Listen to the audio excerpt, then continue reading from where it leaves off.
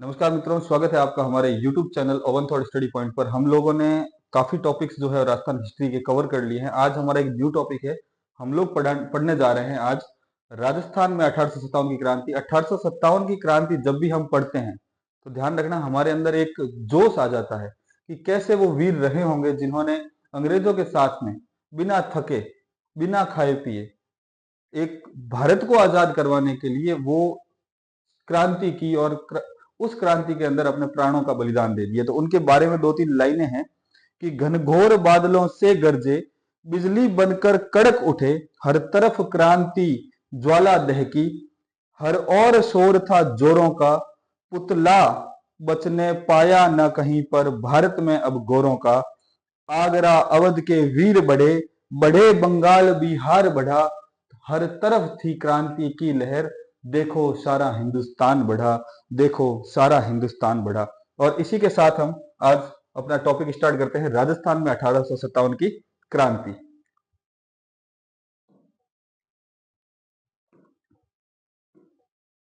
देखिए, राजस्थान में 1857 की क्रांति पढ़ते हैं उससे पहले अपन देखते हैं कि राजस्थान राजपूताना रेजिडेंस की स्थापना कब होती है। ध्यान रखना 1832 के अंदर होती है और इसकी स्थापना भारत के गवर्नर लॉर्ड विलियम बेंटिंग द्वारा की गई। प्रमुख पद इसका नहीं, राजपूताना रेजिडेंसी का प्रमुख पद क्या था, ध्यान रखना AGG, agent to governor general, यानी डायरेक्ट गवर्नर जनरल को रिपोर्ट करेगा ये। ठीक है ना, राजस्थान पूरे राजस्थान राजपूताना के ऊपर रहेगा और किसको डायरेक्ट करेगा, भारत के गवर्नर जनरल को ये क्या करेगा, डायरेक्ट रिपोर्ट करेगा। और राजस्थान का प्रथम एजीजी कौन था, ध्यान रखना मिस्टर लोकेट, एमआर लोकेट, यानी कि मिस्टर लोकेट। और 1857 की जब क्रांति होती है उस समय राजस्थान का एजीजी कौन था, जॉर्ज पैट्रिक लॉरेंस। ये तीन चीजें मुख्य रूप से ध्यान रखना। सबसे पहले राजपूताना रेजिडेंस की स्थापना 1832 में, इसकी स्थापना भारत के गवर्नर लॉर्ड विलियम बेंटिंग द्वारा की गई। इसका प्रमुख पद कौन सा था, ध्यान रखना एजीजी। एजीजी का अर्थ क्या है, एजेंट टू गवर्नर जनरल, यानी ये डायरेक्ट गवर्नर जनरल को रिपोर्ट करेगा। ठीक है, प्रथम एजीजी कौन था राजस्थान का, ध्यान रखना एमआर लोकेट, यानी मिस्टर लोकेट तो था, वो राजस्थान का प्रथम एजीजी था।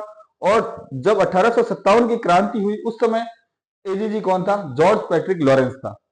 मुख्यालय कहाँ है, तो मुख्यालय दो जगह पर, ध्यान रखना गर्मियों में अलग मुख्यालय है और सर्दियों में अलग मुख्यालय है। ध्यान रखना सर्दियों के अंदर जो मुख्यालय है वो अजमेर के अंदर है और गर्मियों के अंदर मुख्यालय है माउंट आबू के अंदर, क्योंकि अंग्रेजों को राजस्थान की जो गर्मी है वो सहन नहीं हो पा रही थी, इसलिए उन्होंने दो मुख्यालय बनाए। गर्मियों के अंदर वो चले जाते कहां पर, माउंट आबू चले जाते, हिल स्टेशन है वहां ठंडा रहता। और सर्दियों के अंदर कहां आ जाते, अजमेर आ जाते। माउंट आबू ज्यादा ठंडा रहता है इसलिए वो कहा जाते, अजमेर आ जाते। राजपूताना रेजिडेंसी का मुख्य उद्देश्य क्या था कि राजपूताना पर नियंत्रण स्थापित करना। वैसा पॉसिबल नहीं है। ध्यान रखना कि राजस्थान एकमात्र ऐसा इलाका रहा है जहां अंग्रेजों का शासन नहीं था। ये दिमाग में बात बिठा लेना कि अंग्रेजों का वहां पे शासन नहीं था। अंग्रेजों ने यहाँ के राजाओं के साथ में सहायक संधियां की थी, डायरेक्ट उनका राज नहीं था। भारत के बाकी हिस्सों पर राज था परंतु राजस्थान में नहीं था। मुगलों का अगर अपन देखें तो मुगलों का भी राजस्थान के ऊपर राज नहीं था, उन्होंने भी राजस्थान के राजाओं के साथ में मैत्री संधियां की है। ठीक है ना, तो उनका भी डायरेक्ट राजस्थान के ऊपर शासन नहीं था। तो राजस्थान ने कभी, राजस्थान के राजपूताना ने या राजस्थान के राजपूतों ने कभी गुलामी को स्वीकार नहीं किया है। आगे देखते हैं, 1857 की क्रांति के समय राजस्थान में 6 सैनिक छावनियां थी। कौन कौन सी सैनिक छावनियां थी, पहली थी नसीराबाद जो अजमेर के अंदर, दूसरी ब्यावर अजमेर, खेरवाड़ा उदयपुर, देवली टोंक, एरिनपुरा पाली और नीमच जो थी वो एमपी के अंदर थी। तो ये 6 टोटल क्या थी, ध्यान रखना सैनिक छावनियां थी। अब ध्यान रखना नसीराबाद के अंदर जो सैनिक छावनी थी उसमें कौन थे, तो ध्यान रखना 15वीं बंगाल या नेटिव इन्फेंट्री, 30वीं मुंबई लॉयर्स के जो सैनिक थे वो थे। ब्यावर के अंदर कौन थे, मेरो या मेवों की टुकड़ी थी। खेरवाड़ा उदयपुर में भीलों की टुकड़ी, देवली के अंदर कोटा लीजियम, एरिनपुरा के अंदर जोधपुर लीजियम और नीमच के अंदर कोटा लीजियम। ये सारे सैनिक वहां पर रहते थे। फटाफट इसका स्क्रीनशॉट लीजिए, चैनल को लाइक कमेंट शेयर सब्सक्राइब करना ना भूलें।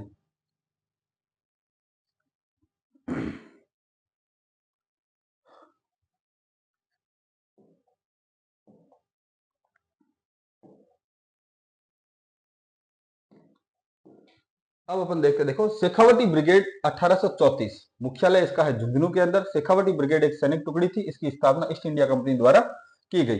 कब की गई, 1834 के अंदर। मुख्यालय कहां है, झुंझुनू के अंदर। शेखावटी का क्षेत्र सिक्कर और झुंझुनू और चूरू का कुछ भाग मिलाकर शेखावटी का क्षेत्र बनता है। ठीक है ना। शेखावटी क्षेत्र में हो रहे आंदोलनों को कुचलने के लिए इस शेखावटी ब्रिगेड की स्थापना की गई। जोधपुर लीजियम, ध्यान रखना 1835 में इसकी स्थापना हुई है। ईस्ट इंडिया कंपनी द्वारा स्थापित की गई सैनिक टुकड़ी जोधपुर लीजियम को एरीनपुरा छावनी में रखा गया था। इस सैनिक टुकड़ी के सैनिकों को पूर्बिया सैनिक भी कहा जाता था। इस छावनी में मारवाड़ के सैनिक थे। 1857 की क्रांति के समय प्रमुख पॉलिटिकल एजेंट यानी पीए कौन कौन थे उसके बारे में जान लेते हैं कि राजस्थान के अंदर प्रमुख पॉलिटिकल एजेंट पीए कौन कौन थे। राज्य, ध्यान रखना मेवाड़। मेवाड़ का पॉलिटिकल एजेंट था मेजर सोबर्स। सहायक इसके कौन थे, यानी उस समय मेवाड़ के शासक कौन थे, महाराणा स्वरूप सिंह। मारवाड़ मैक मौसन, महाराणा तख्त सिंह, इन्होंने पूरा पूरा मैक मौसन का साथ दिया है। Jaipur colonel Eden, Sawai Man Ram Singh second. Kota mister Burton, Maharaja Ram Singh second. Sirohi J D Hall, केंद्र शासित प्रदेश के अंदर आता था सिरोही उस समय में। अजमेर कर्नल डिक्सन, ये भी केंद्र शासित प्रदेश के अंदर आता था। भरतपुर मॉरिसन, महाराजा ब्रजेंद्र सिंह। और प्रतापगढ़ कर्नल रॉक जो थे वहां के पॉलिटिकल एजेंट थे। फटाफट स्क्रीनशॉट लीजिए, चलते हैं अगले पेज पर। चैनल को लाइक कमेंट शेयर सब्सक्राइब करना ना भूलें।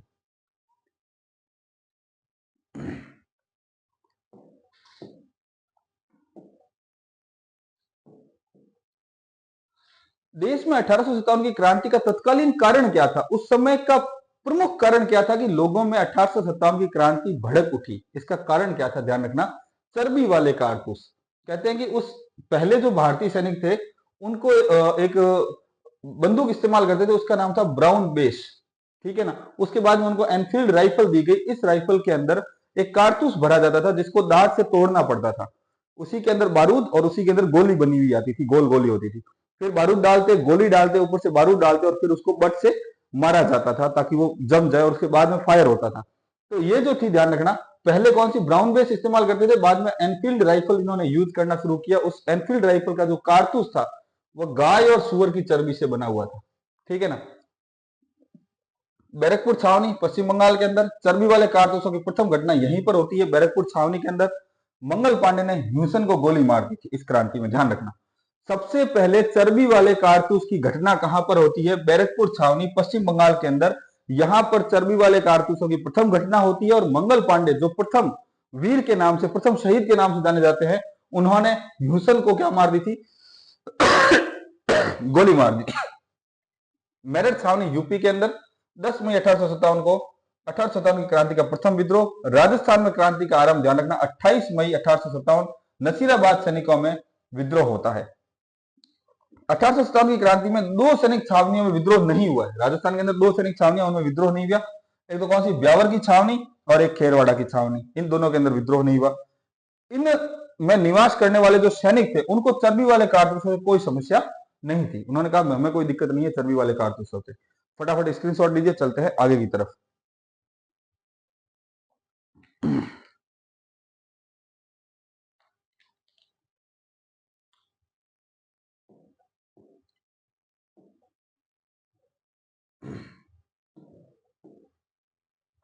नसीराबाद छावनी का विद्रोह 28 मई 1857 को हो जाता है। 1857 की क्रांति का राजस्थान में प्रथम विद्रोह। 15वीं बंगाल नेटिव इन्फेंट्री नामक सैनिक टुकड़ी को अंग्रेजों ने बंगाल से बुलाकर अजमेर के तारागढ़ दुर्ग की तलहटी में शिविर लगाकर प्रशिक्षण दिया। क्रांति आरंभ होने के बाद इन सैनिकों को नसीराबाद छावनी में भेज दिया गया। वहां 30वीं मुंबई लोअर सैनिक टुकड़ी की निगरानी में इन सैनिकों को रखा गया। सैनिकों ने विश्वास खोकर विद्रोह कर दिया। 28 मई 1857 को क्रांतिकारियों ने न्यूरी व स्पॉट वुड को मौत के घाट उतार दिया। दो वहां पर अधिकारी थे, अंग्रेज अधिकारी थे, तथा प्रिचार्ड नामक अंग्रेज अधिकारी भागकर अजमेर चला गया। क्रांतिकारियों ने छावनी को लूटा। अजमेर की बजाय क्रांतिकारी डायरेक्ट कहां चले गए, दिल्ली चले गए। क्रांतिकारियों का पीछा मेवाड़ की सेना लेकर कर्नल वॉल्टर और कर्नल हिथवॉर्ड ने किया, लेकिन इनको सफलता नहीं मिली। प्रिचर्ड क्या कहता है, प्रिचर्ड कहता है कि अगर क्रांतिकारी सीधे दिल्ली न जाकर अगर वो अजमेर आते और अजमेर की छावनी पर हमला करके उसको लूटते तो क्रांति का स्वरूप कुछ और होता। वो अजमेर को जीत लेते तो क्रांति का स्वरूप कुछ और होता। ये कौन कहता है, प्रिचार्ड कहता है। फटाफट स्क्रीनशॉट लीजिए, ध्यान से पढ़ते रहिए, इंपॉर्टेंट टॉपिक है। राजस्थान में 1857 की क्रांति ज्यादा बड़ा टॉपिक नहीं है, इसमें से क्वेश्चंस आते रहते हैं बहुत सारे, और ये क्वेश्चन आपके भविष्य को बढ़ाने में बहुत सहायता करेंगे। तो आप इन नोट्स को फटाफट फटाफट अपने नोटबुक में नोट डाउन करते रहिए।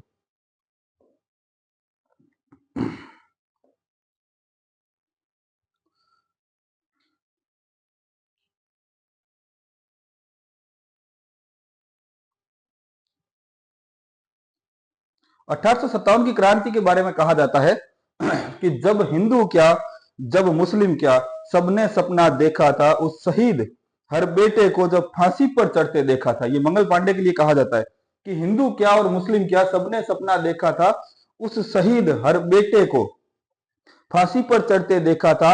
आंचल में छुपाए आंसू अपने, ममता से भी मुंह मोड़ा था। भारत मां की रक्षा हेतु हर मां ने अपना बेटा खोया था, हर मां ने अपना बेटा खोया था। इसी के साथ अपन अगले स्लाइड में चलते हैं फटाफट।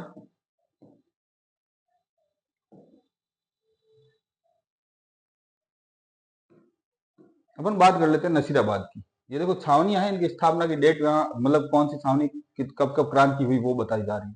नसीराबाद 28 मई 1857 को, नीमच में 3 जून 1857 को, एरिनपुरा के अंदर 21 अगस्त 1857 को और कोटा के अंदर 15 अक्टूबर 1857 को क्रांति होती है। दो छावनियां राजस्थान के अंदर ऐसी है जहां पर क्रांति नहीं होती है, एक तो होती है अजमेर वाली और एक होती है आपके खेरवाड़ा वाली, ठीक है ना, यानी अजमेर ब्यावर की। एक क्रांतिकारी का यहाँ आपको फोटो दिखाई दे रहा होगा, ये जो है वो अमरचंद बाठिया, ध्यान रखना, बीकानेर के निवासी थे अमरचंद बाठिया।